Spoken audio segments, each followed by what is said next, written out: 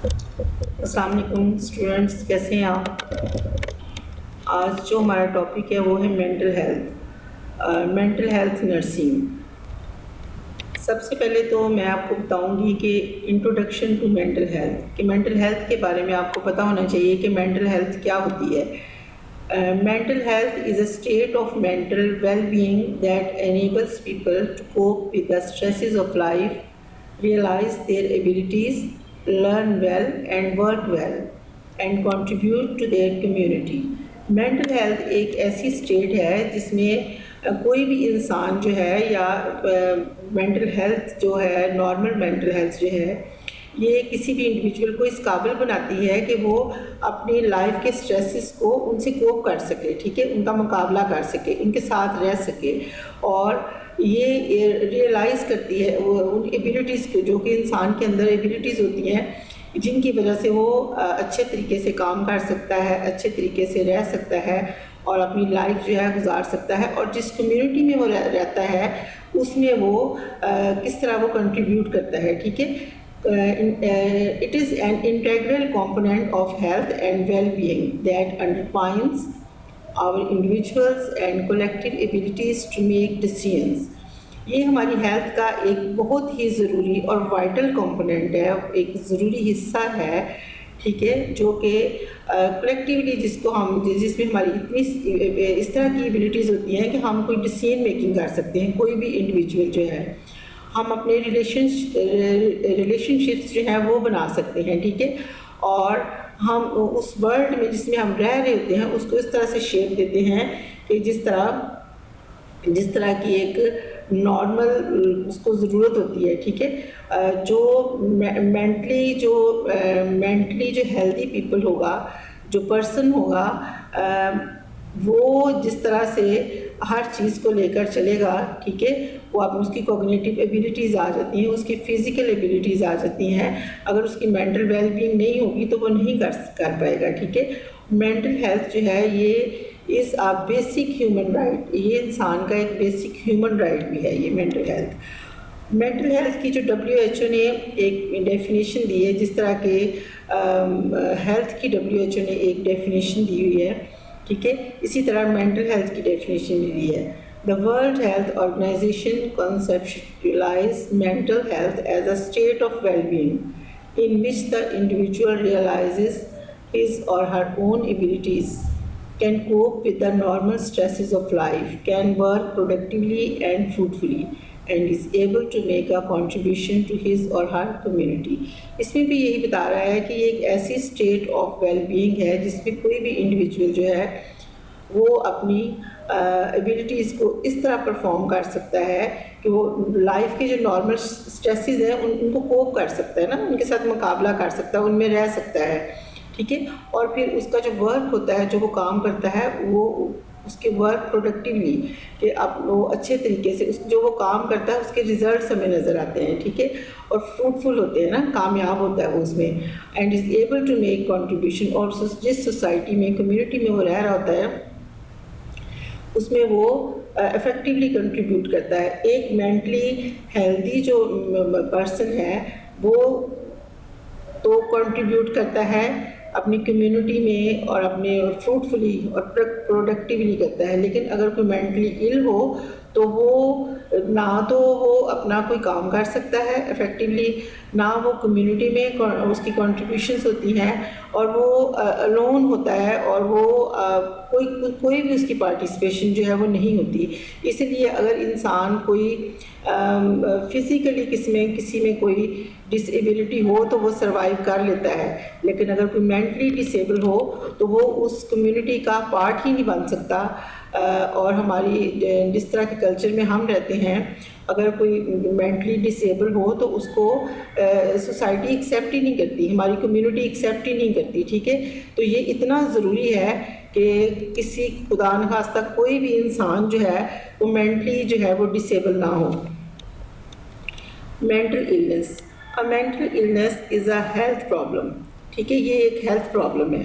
पहले हमने mental health पढ़ी, वो तो ठीक था, ठीक है, उसमें तो हेल्थ की बात थी, ठीक है, उसमें तो प्रोडक्टिविटी की बात थी, ठीक है, उसमें फ्रूटफुल कंट्रीब्यूशंस थी, लेकिन अब आ गया है मेंटल इलनेस, ठीक है। तो मेंटल इलनेस जो है ये एक हेल्थ प्रॉब्लम आ जाती है जिसमें डिजीज़ होती हैं, ठीक है, that significantly effect how a person feels, think, behaves and interacts with each other. जिसमें वो बता रहा है कि ये एक ऐसी हेल्थ प्रॉब्लम है जिसमें कोई भी पर्सन जो है वो किस तरह फील करता है, वो किस तरह सोचता है, वो उसका एटीट्यूड, बिहेवियर किस तरह का है, और वो दूसरे लोगों के साथ किस तरह इंटरेक्ट करता है। तो ये मेंटल इलनेस है, ठीक है। कोई भी इंसान जो मेंटली हेल्दी होगा तो वो अच्छे तरीके से सोसाइटी में रह सकेगा, परफॉर्म करेगा, अपनी अचीवमेंट्स लेगा। लेकिन जो मेंटली इल है वो उसको कोई डिजीज़ लेबल कर दी जाती है और वो अपनी डेली लाइफ एक्टिविटीज़ जो है वो उस तरह से नहीं कर सकता, ये उसके ऑपोजिट है। A mental disorder is characterized by a clinical significant disturbance in an individual's cognition, emotional regulations और behavior। मेंटल डिसऑर्डर जो है ये किस तरह होता है, इसमें कोई ना कोई क्लिनिकल, ज़ाहिर है एक बीमारी है, एक डिजीज़ है, तो इसमें क्लिनिकल सिग्निफिकेंस आ जाते हैं, ठीक है। उसमें ये होता है कि कोई भी इंडिविजुअल जो है वो उस तरह सोच ही नहीं सकता। अगर कोई मेंटली इल है तो वो पढ़ ही नहीं सकता, ठीक है। उसकी इमोशनल रेगुलेशंस, या तो वो बहुत ही ज़्यादा इमोशनल हो जाएगा ना, हाइपर हो जाएगा, या वो हाइपो होगा, उसकी वो बिल्कुल डल होगा, ठीक है। वो उस तरह से नहीं परफॉर्म कर सकेगा, वो बेचारा एक साइड पे लग के बैठा रहेगा ना, चुपचाप, या काम भी नहीं करेगा। तो उससे उसके बिहेवियर से ही पता चल जाता है इसको कोई मसला है, ठीक है। It is usually associated with distress और impairment in important areas of functioning. इसमें क्या होता है कि डिस्ट्रेस होता है, डिप्रेस्ड होता है पर्सन, और इसमें इम्पेयरमेंट भी एक हम उसको डिसेबिलिटी ही कहेंगे, ठीक है। इम्पेयरमेंट भी एक डिसेबिलिटी होती है जो इम्पॉर्टेंट एरियाज ऑफ फंक्शनिंग है। उसमें ये होता है कि इंसान सोच ही नहीं सकता, ठीक है, अच्छे तरीके से, बस उसकी कॉग्निशन में प्रॉब्लम होती है, फिर उसका बिहेवियर जो एटीट्यूड है वो नॉर्मल नहीं होगा, ठीक है। तो इस तरह ये इसको हम कहेंगे mental illness. The magnitude of mental health. Magnitude means शिद्दत, किसी चीज़ की शिद्दत, ठीक है। तो मैग्नीट्यूड्स क्या होते हैं, इसमें ये बता रहे हैं कि वर्ल्ड वाइड या ग्लोबली इन्होंने एस्टिमेट किया कि कितने लोग जो हैं वो इस वक्त मेंटली जो है डिस्टर्ब हैं, या कितने लोग जो हैं वो हर साल एक वर्ल्ड हेल्थ ऑर्गेनाइजेशन जो है वो डाटा कलेक्ट करती है जिसमें वो सर्वेस करते हैं, जिसमें उनको पता चलता है कि ड्यू टू मेंटल डिसऑर्डर्स कितने लोग जो हैं वो मेंटली जो है वो इल हैं, ठीक है, कितने लोगों को मेंटल डिसऑर्डर्स है।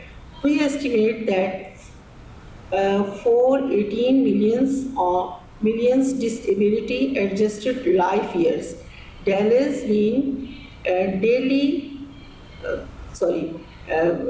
disability adjusted life year could be attributable to mental disorders in 2019. 16% of global delays, a more than threefold increase compared to conventional estimates।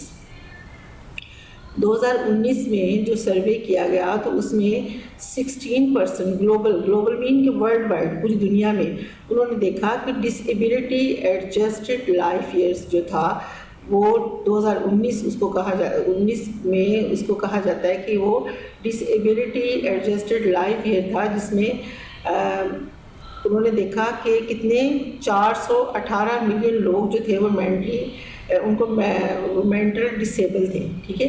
The economic value associated with this burden is estimated at about $5 trillion. ये कितने अरब लोग जो थे, अरब खरब लोग जो थे वो यूएस ने ये सर्वे किया कि जो मेंटली डिस्टर्ब थे, जिनको मेंटल इलनेस थी। ये सर्वेज होते हैं ग्लोबली जो होते हैं, जो हर साल वो करते हैं, ठीक है। Delays due to mental disorder increased from 16.9 million years in 2000 to 20.6 million years in 2019। 2000 सन से लेके तो 2019 तक ये 2000 से 2019 तक ये 16.9 मिलियन जो है ये इंक्रीज़ हुए हैं, ठीक है। तो हमारी जो मेंटल इलनेस है वो दिन ब दिन ज़्यादा हो रही है, लोगों में डिप्रेशन हो रहा है, ठीक है, फ्रस्ट्रेशन हो रही है, डिप्रेशन हो रहा है, एंजाइटी हो रही है, और ये सारे मेंटल डिसऑर्डर्स हैं। Crude delay rate slightly decreased 0.2% from 2043 days per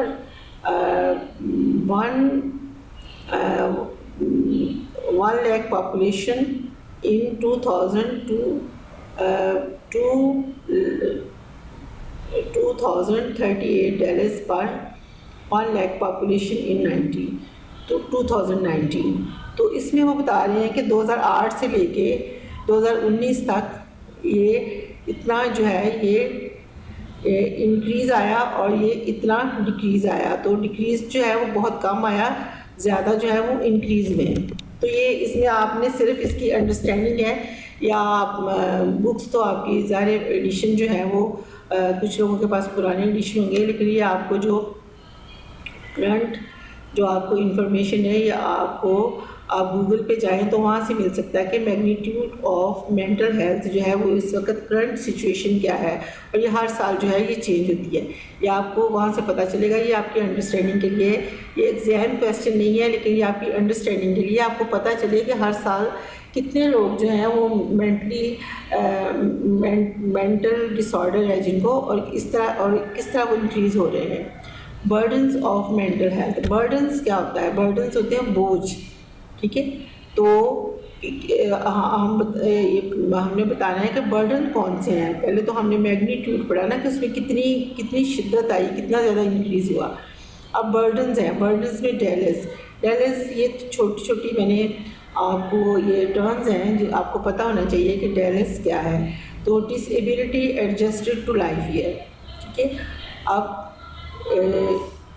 years of life lost due to premature mortality and years of life lost due to time lived in states of less than full health. अब years of healthy life lost due to disability। तो कौन से किस तरह वो बता रहा है कि इसमें disability adjusted to life year। कुछ तो disability जो होती हैं वो हमें बाय बर्थ मिलती हैं, कंजेनिटल होती हैं, कुछ जो होती हैं वो बाद में होती हैं, ठीक है। तो ये वो टर्म्स हैं जिनके आपको पता होना चाहिए कि ये क्या है।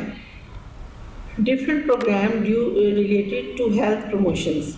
अब दुनिया में, पूरी दुनिया में, हाँ पाकिस्तान में भी बहुत सारे प्रोग्राम शुरू किए हैं वर्ल्ड हेल्थ ऑर्गेनाइजेशन ने, जो कि हम मेंटल हेल्थ के लिए वो करते हैं कि हम उसको डिजीज़ से प्रिवेंट करने के लिए हम जो वर्ल्ड हेल्थ ऑर्गेनाइजेशन है WHO, उसने बहुत सारे प्रोग्राम दिए हैं जिसमें मेंटल हेल्थ से प्रिवेंशन के लिए हैं वो, ठीक है। तो उसमें mental health promotion attempts to encourage and increase productive factors and healthy behaviours that can help prevent the onset of a diagnosable mental disorder and reduce risk factors that can lead to the development of a mental disorder।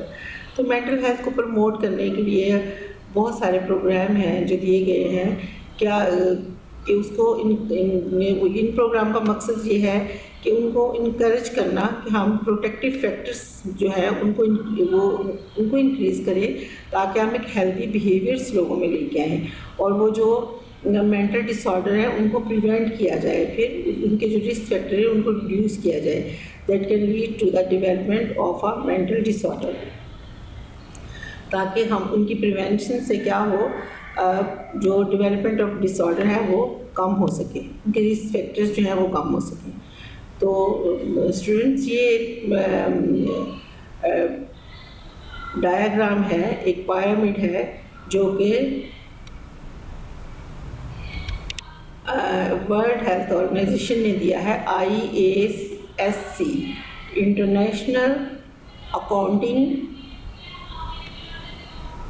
Standard committee, international accounting standard committee intervention pyramid है ये, ठीक है। इसमें क्या क्या होता है कि सबसे पहले तो social constitution in basic services and security, ठीक है। चूँकि इसको पिरामिड जब भी हम पढ़ेंगे ना तो हम इसको नीचे से शुरू करेंगे, ठीक है। तो उसमें क्या है कि इसकी लेयर 1 जो है वो सबसे ज़्यादा, जो पिरामिड का जो सबसे ज़्यादा पार्ट है वो लेयर 1 में है, सबसे नीचे। तो उसमें क्या करते हैं हम, advocacy for good humanitarian practice, basic services that are safe, socially appropriate and that protect dignity. तो उसमें ये है कि सबसे पहले तो हमने अपने सोशल कंसिडरेशन जो है ना, ये हमारी बेसिक सर्विस और सिक्योरिटी है, ठीक है। हमने एक दूसरे के साथ, हमने किसी भी इंसान को जो है उसमें गुड प्रैक्टिसेस के साथ हमने रहना है, ठीक है। उसके साथ बाद हमने socially appropriate and the protect dignity, वो ही हमने किसी भी इंसान को उसका हक देना है, उसकी डिग्निटी, उसकी रिस्पेक्ट देनी है, उसको उसके अपना बिहेवियर, एटीट्यूड उसके साथ ठीक रखना है। ये चीज़ें जो हैं ये इनसे ही इंसान को जो है ना वो एंजाइटी कम होती है, डिप्रेशन कम होता है। अगर किसी का हक छीन लिया जाए, ठीक है, वो तो डिप्रेशन में, एंजाइटी में जाएगा, तो वो किस तरफ जाएगा, मेंटल इलनेस की तरफ जाएगा, ठीक है। जो इंसान अगर किसी की सेल्फ इस्टीम जो है उसको हम मजरूह करें तो वो क्या होगा, उसको भी एंजाइटी होगी, डिप्रेशन होगा, ठीक है। इसमें गुर्बत जो है वो भी एक बहुत बड़ा जो है वो एक फैक्टर है। बहुत सारे फैक्टर हैं, ठीक है। अगर आप किसी के साथ हंस के बोल लें, सोशली जब आप सोशल कंसिडरेशन में आता है कि आप किसी के साथ हंस के बोल लें या अच्छे तरीके से बोल लें, तो वो भी इंसान की आधी बीमारी को दूर कर देता है। तो जब हम इस तरह का बिहेवियर रखेंगे तो तब हम चीज़ों को जो रिस्क फैक्टर हैं मेंटल इलनेस के, उनको हम कम कर सकते हैं, ठीक है। नंबर 2 पे आ गया strengthening community and family support, ठीक है। इसमें आता है कि हमने सोशली जो है ना अपना जो नेटवर्क है ना उसको एक्टिवेट करना है, ठीक है। हमने कम्युनिटी में और अपनी फैमिली में सपोर्टिंग रहना है, ठीक है। फैमिली में अगर कोई है, किसी को कोई परेशानी है, कोई डिप्रेशन में है, किसी को कोई मसला है, तो हमने उसको सपोर्टिंग बिहेवियर देना है, ठीक है। इससे भी जो है अगर हम मेंटल इलनेस फैक्टर जो है वो कम होंगे। अगर हम किसी को किसी के हाल पे छोड़ दें, अगर फैमिली में कोई ऐसा कोई हमारे पास पर्सन हो, ठीक है, तो वो ज़्यादा डिस्टर्ब होगा, ज़्यादा डिप्रेशन में जाएगा। अगर कोई बच्चा है तो उसको उसके हाल पे छोड़ दिया जाए तो उसकी ग्रूमिंग ही नहीं होगी, वो शुरू से बेचारा मेंटल डिसऑर्डर्स में चला जाएगा ना। तो ये हम जो हेल्दी पर्सन है उनका ये फ़र्ज़ भी है कि वो सपोर्ट करें फैमिली में या कम्युनिटी में, ठीक है। उसके बाद है focused psychological supports, basic emotional and practical support to selected individual, ठीक है। तो हम उनको इमोशनल और प्रैक्टिकल सपोर्ट जो है वो सिलेक्टेड इंडिविजुअल्स के लिए वो बहुत ज़रूरी है, ठीक है। उसके बाद फिर आता है clinical services, clinical mental health care, ठीक है। जब हमारे घर में अगर कोई एक ऐसा पर्सन है जिसको हम, जो डिप्रेशन में है, उसको हम क्या करेंगे, उसको हम फैमिली सपोर्ट देंगे, उसके साथ हम अपना एटीट्यूड बिहेवियर जो है वो अच्छा करेंगे। अगर उसको कोई फाइनेंशियल हेल्प है करनी है तो वो हम करेंगे। अगर उसको कोई प्रॉब्लम है तो हम उसकी प्रॉब्लम को दूर करेंगे। आजकल के ज़माने में हमारे पास चूँकि एक दूसरे के पास टाइम नहीं है, फैमिली मेम्बर्स का एक दूसरे के पास टाइम नहीं है, तो ये ज़रूरी है कि हम उस पर्सन को हम टाइम दें, उसके साथ टाइम गुजारें, ठीक है। तो इससे चीज़ें जो है वो बेहतरी की तरफ आ जाती हैं। हो सकता है किसी पर्सन को सिर्फ यही ज़रूरत हो कि उसके साथ कोई बात ही नहीं करता, उसके साथ कोई बैठता ही नहीं है। अगर हम करके देखें, फ्रेंडली माहौल बनाएं, अपने इर्द गिर्द के माहौल को, एनवायरनमेंट को, अपने घर के एनवायरनमेंट को हम बेहतर करें तो इन चीज़ों से बचा जा सकता है। उसके बाद ये है कि अगर किसी को कोई साइकोलॉजिकल प्रॉब्लम नज़र आ रही है तो उसको हमने साइकोलॉजिकल सपोर्ट देनी है, ठीक है। उसके बाद ये है कि अगर ये सारी चीज़ें हो चुकी हैं, ठीक है, उसको मेंटल प्रॉब्लम हो गई है और हमने ये पीछे जो चीज़ें थी हमने नहीं की, तो फिर उसको वो यहाँ तक पहुँच गया है कि वो उसको अब डॉक्टर के पास जाने की ज़रूरत है, तो फिर हमने उसको क्लिनिकल सर्विसेज भी देनी है टाइम पे, ताकि उसको इसमें से निकाला जा सके। उसको थ्रू मेडिसिन और जो कॉग्निटिव थेरापी होती है, ठीक है, उसके ज़रिए जो हमारे थेरापिस्ट वो देते हैं, वो काउंसलिंग करते हैं, ठीक है। प्रॉब्लम को वो जिस काउंसलिंग होती है प्रॉब्लम को सॉल्व करने के लिए, ठीक है, तो वो करेंगे, प्लस उसको मेडिसिन देंगे, ठीक है, उसके सेशन होंगे, तो फिर उससे भी बेहतरी आ सकती है। तो ये सारे प्रोग्राम जो हैं ये इंटरनेशनल अकाउंटिंग स्टैंडर्ड कमेटी जो है ये जो है ये सारे स्टेप्स जो है ये वो लेती है और ये लेनी चाहिए, ठीक है। आपकी कम्युनिटी में, आपकी फैमिली में अगर कोई ऐसा पर्सन है तो आप इन स्टेप्स को फॉलो करें, तो देखिए हमारे रिस्क फैक्टर जो है वो डिक्रीज़ होंगे, ठीक है। और जो आपका जो कैंडिडेट है या जिसको आप अभी पेशेंट तो लेबल नहीं करेंगे ना, तो वो जो है वो बेहतरी की तरफ जाएगा और उसको हो सकता है वो मेडिसिन की तरफ जाए ना, इन्हीं चीज़ों से ठीक हो जाए। ट्रीटमेंट, प्रिवेंशन, रिहेबिलिटेशन और educational services offered by a community mental health centre. पीछे जो अब हमने पायरामिड में डिस्कस किया, तो इसमें भी यही है कि हम ट्रीटमेंट देते हैं, उनकी मेंटल हेल्थ डिसऑर्डर की प्रिवेंशन करते हैं, रिहेबिलिटेशन करते हैं और एजुकेशनल सर्विसेज देते हैं offered by a community mental health centre और other entity for the purpose of maintaining or improving the mental health for an individual or community। तो ये हमारा जो करने का मकसद होता है, हमारा ये सारी चीज़ें जो करने का मकसद होता है, एजुकेशनल सर्विसेज देते हैं, हम उसको रिहेबिलिटेशन सेंटर में लेके जाते हैं, रिहेबिलिटेशन प्रोग्राम देते हैं, उसकी प्रिवेंशन करते हैं, एंड पे ज़रूरत पड़े हम उसको ट्रीटमेंट भी देते हैं, ठीक है। और ये सारा कुछ कैसे होता है, offered by a community mental health centre से, ठीक है। तो इसका ये सारी चीज़ें करने का मकसद क्या होता है कि हम मेंटेन करें और इम्प्रूव करें mental health of a individual और कम्युनिटी। उस कम्युनिटी में अगर कोई इंडिविजुअल है या उस कम्युनिटी में किसी को ज़रूरत है या आपकी फैमिली में, तो उसको क्या करें, हम मेंटेन करें और उसको इम्प्रूव करें, ठीक है। एनी एक्टिविटी दैट प्रमोट, क्या करें, एक्सरसाइज बताते हैं हम, और गुड स्लीप ले, ठीक है, और गुड न्यूट्रिशन। कुछ लोग स्टंटिंग ग्रोथ होती है बच्चों में, उनको न्यूट्रिशन उनकी बड़ी कॉम्प्रोमाइज्ड होती है ना, गुड भी तो है बहुत है ना, तो उनको हर वक्त वो खुराक के लिए बेचारे तलाश में रहते हैं, ना उनकी कोई फाइनेंशियल कोई हालात ऐसे होते हैं, ना उनको अच्छी खुराक मिलती है, और वो सोच के बेचारे मेंटल इलनेस की तरफ चले जाते हैं। कुछ लोग खाते तो ठीक है लेकिन उनको नींद नहीं आती, उसके पीछे कोई टेंशन भी हो सकती है, ठीक है। फिर कुछ लोग बैठे रहते हैं, ठीक है, और वो डल माइंड, उनको एक्सरसाइज उनको प्रमोट की जाती है कि आप उठें, बाहर निकलें, सोशल हो, एक्सरसाइज करें, ठीक है, आपकी ब्लड सर्कुलेशन भी अच्छी हो और आपका मूड जो है वो भी बेहतर हो, तो ये भी हम बता सकते हैं, ठीक है, जो हम घर में कर सकते हैं। Projects that encourage help seeking and reduce the stigma associated with mental health. Projects, वो प्रोजेक्ट्स हम करें जैसे कि हम पायरामिड में पढ़े, जो कि इनकरेज करें और हेल्प सीकिंग और रिड्यूस करें उस स्टिग्मा को, वो जो एक स्टिग्मा मेंटल हेल्थ की वजह से एक स्टिग्मा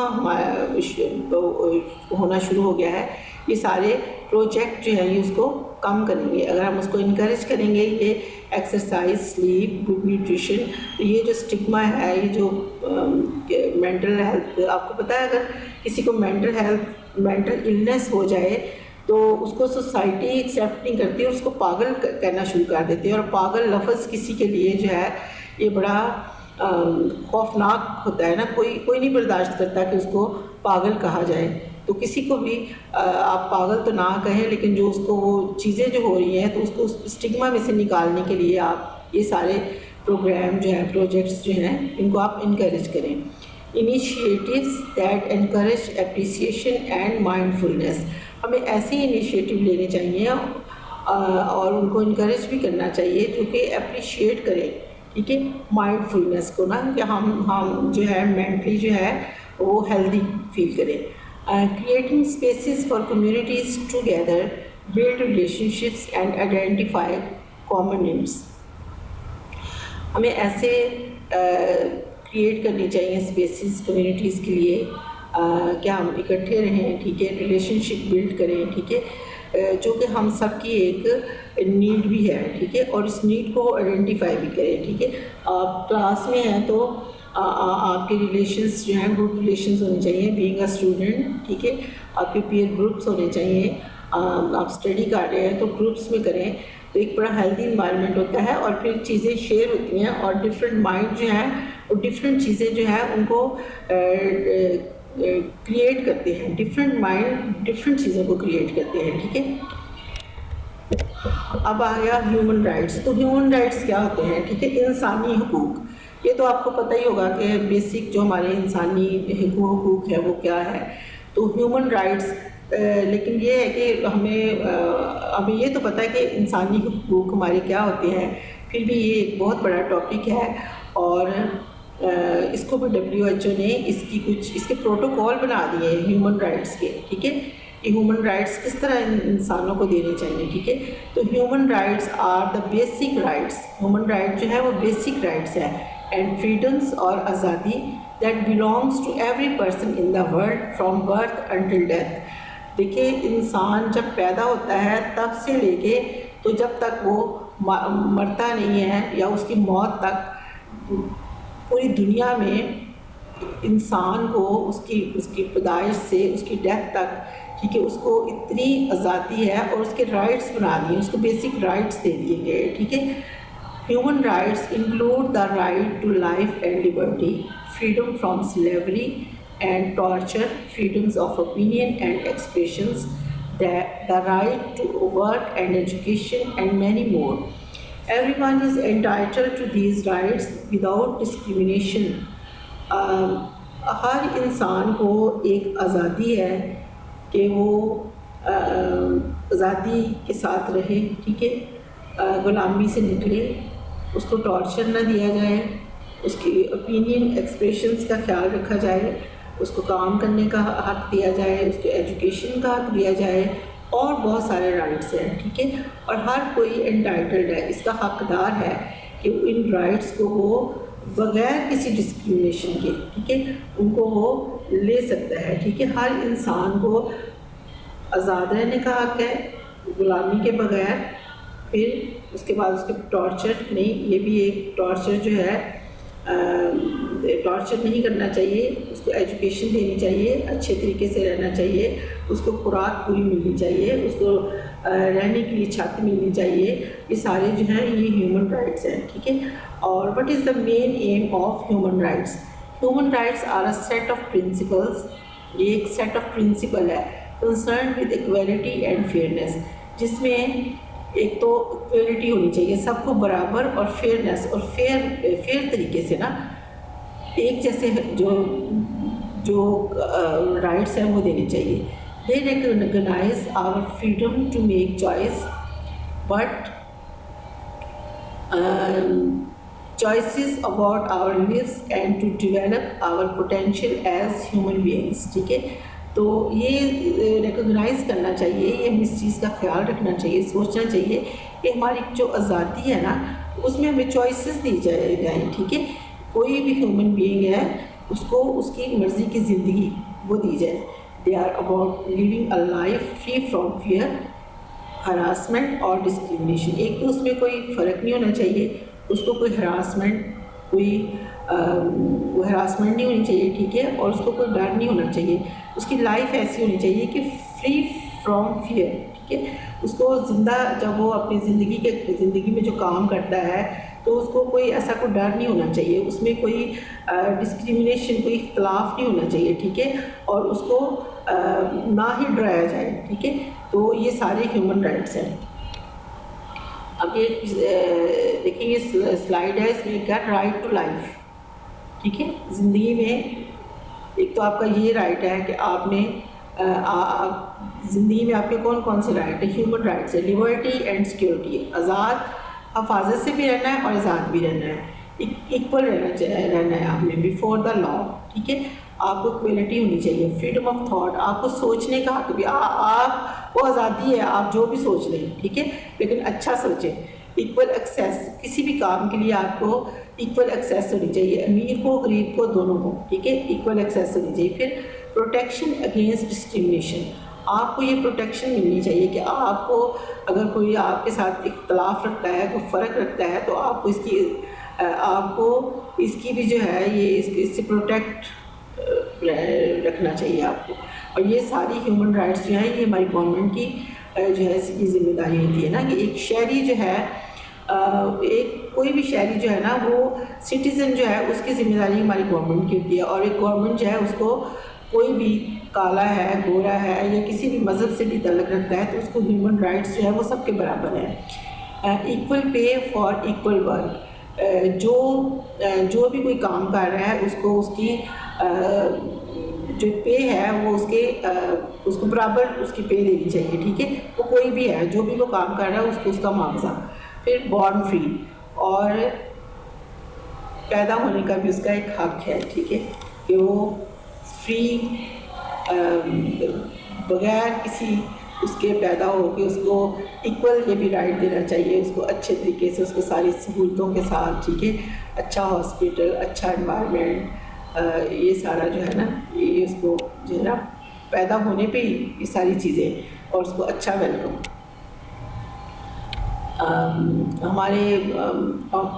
हमारी सोसाइटी में या हमारे कल्चर में बेटियों की पैदाइश पे, जब बेटियां पैदा होती हैं तो लोग खुश नहीं होते, बेटों के पैदा होने पे बहुत खुश होते हैं, ठीक है। तो ये बिल्कुल ये जो है ये गलत है। बेटियां भी और बेटे भी ये अल्लाह ताला की तरफ से ये तोहफ़ा होते हैं, ठीक है, गिफ्ट होते हैं ना। जो बच्चा पैदा हुआ है उसको तो नहीं पता मैं क्या हूँ, ठीक है, तो उसको वेलकम, बेटे की दोनों को इक्वल जो है वो वेलकम होना चाहिए, ठीक है। हालांकि बेटियां ज़्यादा अच्छी होती हैं, फिर भी हमारे माशरे में ये है कि बेटे को ज़्यादा अच्छा वेलकम दिया जाता है। Every human has rights, her individual जो है, हर इंसान जो है उसको एक हक रखता है। Human rights, what is the theory of human rights? John Locke 1689 developed the theory that every human being has certain rights that derive from their own nature and not from their government or its laws. The legitimacy of government, in fact, rested on the respect that it afforded these natural rights. तो John Locke जो है उसने एक theory दी थी कि कोई भी human being जो है ना, उसको जो उसका ह्यूमन राइट है वो उसको उसकी अपनी ही नेचर से है, गवर्नमेंट की तरफ से नहीं है, ठीक है, और ना इसका कोई लॉ है, ठीक है। जैसे मैंने बताया कि बेटा है या बेटी है तो नहीं, वो एक इंसान है और वो अल्लाह मियाँ ने आपको एक नेमत दी है, बेटी या बेटा, ठीक है। तो वो उसमें किसी लॉ की, किसी गवर्नमेंट की, किसी उसकी ज़रूरत नहीं है, वो उसको बाय नेचर जो है ना वो उसको उसका राइट दिया जाए। और लेजिटिमेसी, कानून, कोई भी गवर्नमेंट जो है इनफैक्ट वो कानून तो बनाती है, ठीक है, उसकी रिस्पेक्ट करनी चाहिए। That afforded these natural rights, कोई भी गवर्नमेंट जो है वो जो कानून बनाती है या कानूनी तौर पे जो बातें होती हैं उसको भी जो है ना उसकी रिस्पेक्ट करनी चाहिए, ठीक है। तो उसने एक थ्योरी दे दी कि हर इंसान जो है ना वो उसकी बाय नेचर जो है ना उसको ह्यूमन राइट है। ये नहीं कि वो गरीब है तो उसकी कम है या अमीर है तो उसकी ज़्यादा है। What are characteristics of rights? तो जो राइट होते हैं या जो हुकूक होते हैं उनके क्या करेक्टरिस्टिक्स होते हैं? Inherent, they are not granted by any person और अथॉरिटी। इनहेरेंट होते हैं, ठीक है, कोई भी इंसान या कोई भी अथॉरिटी जो है उसको ग्रांट नहीं करती है, ठीक है।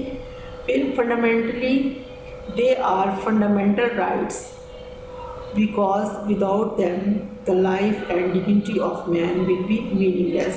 ये फंडामेंटल होते हैं, ये बुनियादी तौर पे होते हैं, ठीक है। और कोई भी जो इनके बगैर जो है ना ये इनकी जो life and dignity of man, ठीक है, किसी भी इंसान की ज़िंदगी और उसकी डिग्निटी जो है ना वो इनके बगैर मीनिंगलेस है। ये बुनियादी होते हैं, एक तो इनहेरेंट होते हैं और एक ये बुनियादी होते हैं, ठीक है, बेसिक होते हैं। Inalienable, they can not be taken away from the individual, ठीक है, ये इनअलाइनेबल होते हैं, ठीक है, ये कोई भी इंडिविजुअल जो है ना इनको हम किसी इंडिविजुअल से नहीं ले सकते। Indivisible, they cannot be denied even when other rights have already been enjoyed. Indivisible होते हैं, ठीक है, ये नज़र नहीं आते। They cannot be denied, इनको आप इनकार भी नहीं कर सकते।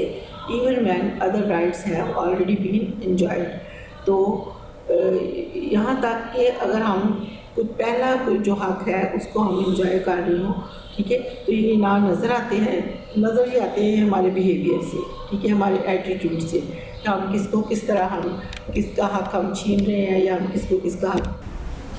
जी, तो स्टूडेंट्स पहले हमने आपके मेंटल हेल्थ जो नर्सिंग है उसका हमने यूनिट 1 शुरू किया था। यूनिट 1 में हमने mental health, mental illness, human rights और इंट्रोडक्शन टू मेंटल हेल्थ ये सारा पढ़ा, ठीक है।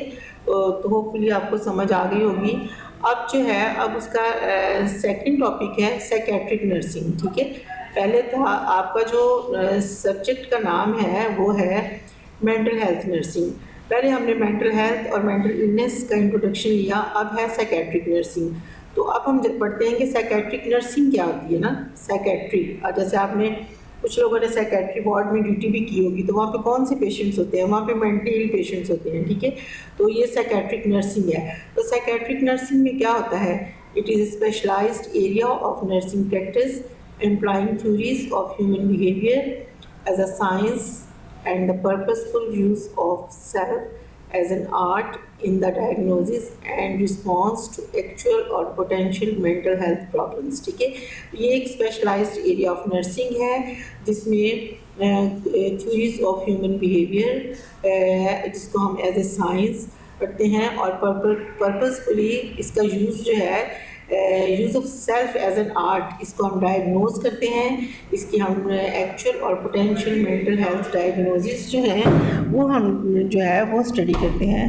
तो इसमें जो है ये साइकेट्रिक नर्सिंग जो है मेंटल हेल्थ और मेंटल इलनेस जो है वो भी इसी का ही पार्ट है, लेकिन साइकेट्रिक नर्सिंग में हम पेशेंट की जो नर्सिंग डायग्नोसिस बनाते हैं जो कि एक्चुअल होती हैं, पोटेंशियल होती हैं मेंटल हेल्थ प्रॉब्लम्स के साथ, ठीक है, और फिर उनकी हम नर्सिंग केयर करते हैं, ठीक है।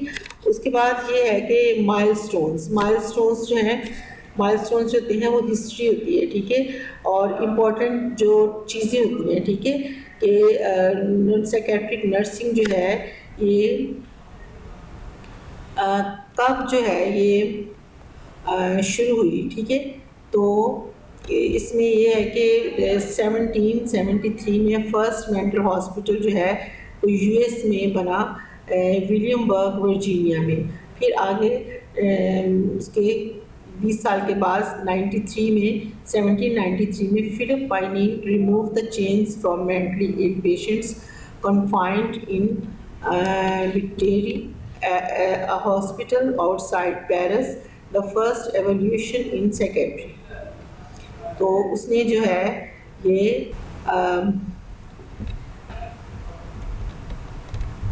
हॉस्पिटल बनाया, ठीक है। फिर उसके बाद 1812 में the first American text book in psychiatry was written by Benjamin Rush, who is referred to as the father of American psychiatry.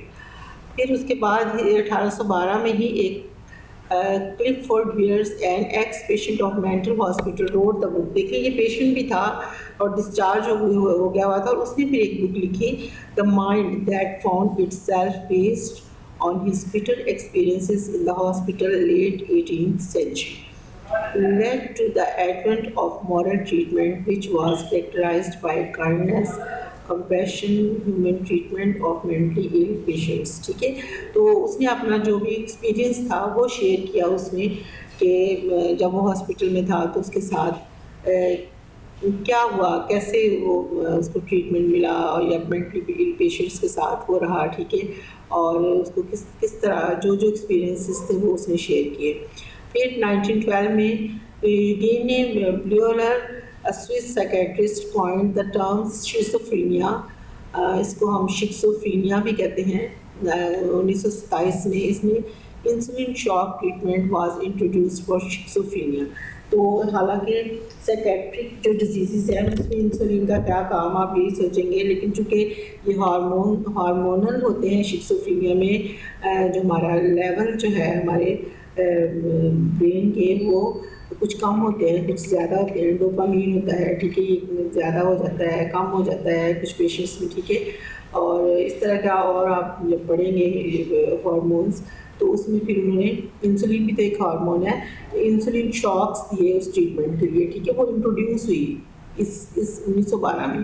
फिर 1936 में क्या हुआ, frontal lobotomy was advocated for the management of psychiatric disorder. Electroconvulsive therapy ECT was used for the treatment of psychosis। तो frontal लेबोटमी जो है वो उन्होंने advocate की साइकेट्रिक डिसऑर्डर्स के लिए ECT जो है वो इंट्रोड्यूस करवाई साइकोसिस के पेशेंट्स के लिए।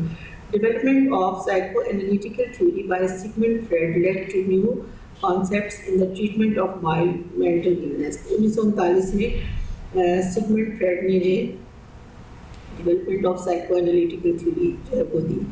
Lithium was first used for the treatment of mania होता है पागलपन, ठीक है। तो 1949 में लिथियम इंट्रोड्यूस की गई, ठीक है, मेनिया के लिए। ये तो MCQ का भी क्वेश्चन है, आपको ये पता होना चाहिए।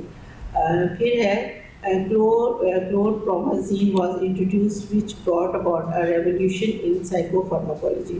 52 में क्लोरप्रोमाजीन दी गई और तब से लेके अब तक ये मेंटल हेल्थ के जो डिजीज़ हैं फार्माकोलॉजी में ये एक बड़ा नाम है इनका, इंट्रोड्यूस कराई और अभी तक ये दे रहे हैं, ठीक है।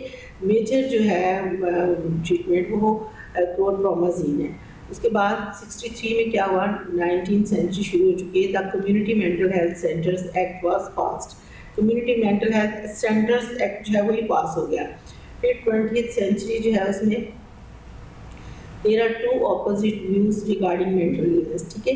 एक तो बायोलॉजिकल था और एक साइकोलॉजिकल था। बायोलॉजिकल जो था वो ये था कि बाय बर्थ ही बच्चे में कुछ डेफिशिएंसीज रह जाती हैं, ठीक है, और जो मेंटल इलनेस का बायस बनती हैं। और साइकोलॉजिकल वो होती हैं जो कि कुछ ऐसे सोशल स्ट्रेसेस, कुछ फैक्टर होते हैं, हमारे एनवायरमेंटल फैक्टर होते हैं, हमारी फैमिलीज होती हैं, हमारा सोशल सिस्टम होता है जो कि इंसान को मेंटली जो है वो इल कर देता है, ठीक है। तो ये 20th सेंचुरी में हुआ था। दो इलनेस उन्होंने कहा कि होती है, एक बायोलॉजिकल होती है जो कि बाय बर्थ होती है, जो कि माँ के पेट में ही बच्चे को ड्यूरिंग प्रेगनेंसी ही हो जाती है, ठीक है, कुछ, ठीक है। और उसके बाद बाकी जो है वो साइकोलॉजिकल जो है वो हमें हमारा माशरा देता है। आसान ज़बान में तो ये करेंगे। History of psychiatric nursing. Prior to 1860, psychiatric treatment was by custodial care whereby untrained persons controlled mentally ill patients. There was no concepts of psychiatric care. Florence Nightingale, her philosophy of treating a patient as a member of the family and part of the society, laid the foundation of psychiatric nursing. She emphasized on holistic care, okay, with therapeutic communication से दिया, sensitivity to human emotions, development of independence in patients। तो holistic care कौन सी होती है, जिसमें आप patient को हम थ्रू प्रेयर, ठीक है, हम उसको सिखाते हैं कि आप जो भी उसका मज़हब है उसके हिसाब से वो प्रेयर करे, ठीक है, इबादत करे, ठीक है, और उसको उससे भी सुकून मिलता है। फिर थेरापेटिक कम्युनिकेशन भी है जिसमें नर्स पेशेंट रिलेशनशिप होता है, ठीक है। नर्स जो है वो पेशेंट की काउंसलिंग करती है। फिर सेंसिटिविटी टू ह्यूमन इमोशंस, किसी भी ह्यूमन के इमोशंस जो है वो बहुत सेंसिटिव बहुत होती है किसी भी ह्यूमन को अगर हम देखें। इसलिए मैं कहते हैं ना, एम्पैथी और सिंपैथी ये शो करनी चाहिए ना, क्योंकि कोई भी ह्यूमन बीइंग जो है वो बड़ा सेंसिटिव होता है। और फिर development of independence in patient, हमें पेशेंट्स में एक इंडिपेंडेंस, उनको आप एक बात प्यार बनाएं, ठीक है, उनको इनकरेज करें कि वो भी कोई चीज़ है, ठीक है, उनको हम डिस्करेज ना करें। तो ये सारी चीज़ें जो थी ये फ्लोरेंस नाइटिंगेल ने दी थी। डॉक्टर एडवर्ड कोल्स को encourage Linda Richards, US first trained nurse to start training for mental health nursing. The first mental health training school for nurses was set up in 1882 at the McLean Hospital. ये भी इसमें जो ये theorist हैं सारे,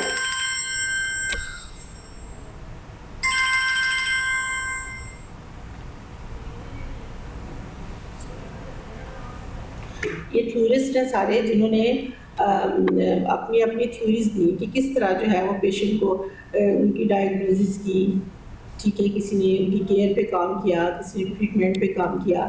फिर हिलगैट पेप्लू जो है ये भी साइकोलॉजिस्ट था और ये नर्स साइकेट्रिक नर्सिंग की इसको मदर कहा जाता है, ठीक है, एक हिलगैट पेप्लू। और इसने जो कॉन्सेप्ट दिया था, इसने थेरेप्यूटिक कम्युनिकेशन का दिया था, नर्स पेशेंट रिलेशनशिप जो है उसका इसने जो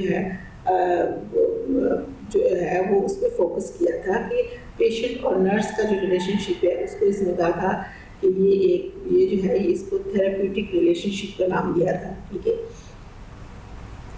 उसके बाद ये भी थ्योरिस्ट है जिन्होंने साइकेट्रिक नर्सिंग में उसको मेंटल हेल्थ नर्सिंग जो है उसका नाम दिया था, ये 1970 में, और इसको उन्होंने कहा था कि known as psycho social nursing. Stop नहीं आप चलती रहने दें, बहुत सारी इसमें से डिलीट कर देंगे आप। मैं कहती हो रही है ना रिकॉर्डिंग? हाँ। कितना आपका रह गया? आप बस ये थोड़ी सी स्लाइड रही है, ठीक है। तो फिर आप करेंगे तो बाद में फिर आपने करके ना F10 करना है आपने। अच्छा, F10 से वो स्टॉप हो जाएगी ना, तो फिर उसके बाद वो आपका सेव के इधर ऑप्शन है, ठीक है। बस मैं उनको मैं वो कहती है ना कि वो नहीं मैंने पहले वाली सेव कर ली थी, इसको भी कर ली। पहले कितने मिनट? 31। सही है, दूसरा लेक्चर आप करें। ये सिर्फ मेंटल हेल्थ ही चल रहा है, जी जी जी जी इसके बाद समझ चले जाना है, जी ठीक है ठीक है जी। मैं इसको कंप्लीट कर लूँ। ठीक है। अभी बात आ गई कि mental health ordinance. Mental health ordinance जो है ये पाकिस्तान में 2001 में पेश हुआ था, ठीक है। ऑर्डिनेंस को मेंटल हेल्थ ऑर्डिनेंस, इस ऑर्डिनेंस को मेंटल हेल्थ ऑर्डिनेंस कहा गया, जो कि पूरे पंजाब में हुआ, और ये come into force with effect from 20th day of the February 1। तो इसमें आप स्टूडेंट्स ये इसको आप खुद ही पढ़ लें, इस ऑर्डिनेंस में क्या क्या हुआ था। और ये ऑर्डिनेंस जो है ये पास हुआ था, Pakistan medical and dental council जो है उसने उसको अप्रूव किया था, और इसको साइकेट्रिस्ट मींस मेडिकल प्रैक्टिशनर, ठीक है, उसका नाम दिया था। अथॉरिटी जो थी पंजाब मेंटल हेल्थ अथॉरिटी थी, और cost of maintenance in relation to a mentally disorder person includes the cost of lodging maintenance. इसमें clothing, medicine, care of a mentally disorder person and any expenditure include in removing such mentally disorder person and to and from a psychiatric facility together with any other charges specified in this behalf of the government। तो ये उसके बाद court of protection था, means district court having courts बनाई गई government of Punjab ने कुछ ordinance पास कर दिए। अब जो मेंटल हेल्थ का जो हॉस्पिटल है, पहले हॉस्पिटल था मेंटल हॉस्पिटल, एक गवर्नमेंट का इंस्टीट्यूट था बहुत बड़ा, ये जेल रोड पे है, उसका नाम था मेंटल हेल्थ। लेकिन उसके बाद चूँकि जब ये ऑर्डिनेंस पास हुआ तो उसके बाद उन्होंने उसका नाम रख दिया डिपार्टमेंट ऑफ साइकेट्रिक डिजीज़, ठीक है, क्योंकि उन पेशेंट्स की भी कोई ईगो होती है, कोई डिग्निटी होती है, ठीक है। तो मेंटल से हमारा हम जिस माशरे में रहते हैं वहाँ से फ़ौरन पता चलता है जी मेंटल, क्योंकि ये पागल है या पागलों का हॉस्पिटल है। वो पागलों का हॉस्पिटल नहीं है, ना ही वहाँ पे पागल लोग होते हैं, वहाँ पे एडिक्शन जो करते हैं वो भी होते हैं, वहाँ पे जो मेंटली डिजीज़ के साथ होते हैं वो भी होते हैं, ठीक है, जो कि ट्रीटमेंट के बाद फिर नॉर्मल बिहेव करते हैं, और साइकेट्रिक डिजीज़ होती हैं। और वहाँ पे एक बहुत बड़ा पूरे पंजाब में एक हॉस्पिटल है जिसको साइकेट्रिक हॉस्पिटल कहा जाता है, ठीक है। तो ये जो गवर्नमेंट ने ऑर्डिनेंस दिया था उसके बाद ये सारे अप्रूव हुए और फिर उनके नाम भी बदल गए। गवर्नमेंट कौन सी थी? गवर्नमेंट ऑफ पंजाब थी, ठीक है। पंजाब में जो है ये हॉस्पिटल है, और किसी सूबे दूसरे में कोई और हॉस्पिटल होगा, लेकिन चूँकि इधर जब गवर्नमेंट एक दफ़ा पास कर देती है तो ये मेंटल हॉस्पिटल के नाम से साइकेट्रिक हॉस्पिटल बन गया, तो जाहिर बात है वो भी साइकेट्रिक बन गए और साइकेट्रिक हॉस्पिटल बन गए। और वहाँ पे हेल्थ फैसिलिटी इस तरह से दी गई, बेसिक हेल्थ यूनिट होते हैं, रूरल हेल्थ सेंटर होते हैं, तहसील हेडक्वार्टर हॉस्पिटल होते हैं, टीचिंग हॉस्पिटल होते हैं, जहाँ पे मेंटली जो साइकेट्रिक डिजीज़ है उनका ट्रीटमेंट होता है। तो मेंटल हेल्थ ऑर्डिनेंस पाकिस्तान में पास हुआ था 2001 में, ठीक है। और उसमें क्या था, उन्होंने उसको मेंटली डिसऑर्डर्स पर्सन जो है उसको एक रिस्पेक्ट दी थी, their care and treatment, the management of their property and other related matters का। Thank you so much students. आपका जो यूनिट 1 है मेंटल हेल्थ नर्सिंग का, वो आज कंप्लीट हो गया है। आप लोग इसको पढ़ें, और अगर आपको किसी को कोई क्वेरी हो, कोई समझ ना आए, किसी किस्म का कोई क्वेश्चन पूछना हो, तो जो ग्रुप बनाया आप उसमें शेयर कर सकते हैं, ठीक है। और नेक्स्ट वीक हम यूनिट 2 को हम पढ़ेंगे, और यूनिट 2 की आपने रीडिंग करनी है, ताकि जब आप लेक्चर आप सुने या लेक्चर पढ़ें स्लाइड्स, तो तब आपको अच्छी तरह से अंडरस्टैंडिंग हो सके। और ये प्रेजेंटेशन जो है ये आपके सिर्फ एग्ज़ाम के लिए काफ़ी नहीं है। आपने अपनी बुक्स, ये सिर्फ आपको एक्सप्लेनेशन दी है, एक्सप्लेनेशन है कि एक्सप्लेन किया है कि आप इसको समझें आपकी अंडरस्टैंडिंग के लिए, ठीक है। बाकी आपने एग्ज़ाम की तैयारी आपने बुक से करनी है। और ये जो जितना भी आपको ये लेक्चर डिलीवर किया है, होपफुली ये लेक्चर आपको समझ में आया होगा। और अगर आपको इसकी नहीं समझ आई कहीं से, तो आप प्लीज़ शेयर कर सकते हैं, ग्रुप में आप बता सकते हैं कि आपको कहीं कहाँ पे समझ नहीं आई, तो हम आपको ये दोबारा से हम आपको एक्सप्लेन कर देंगे। Okay, thank you.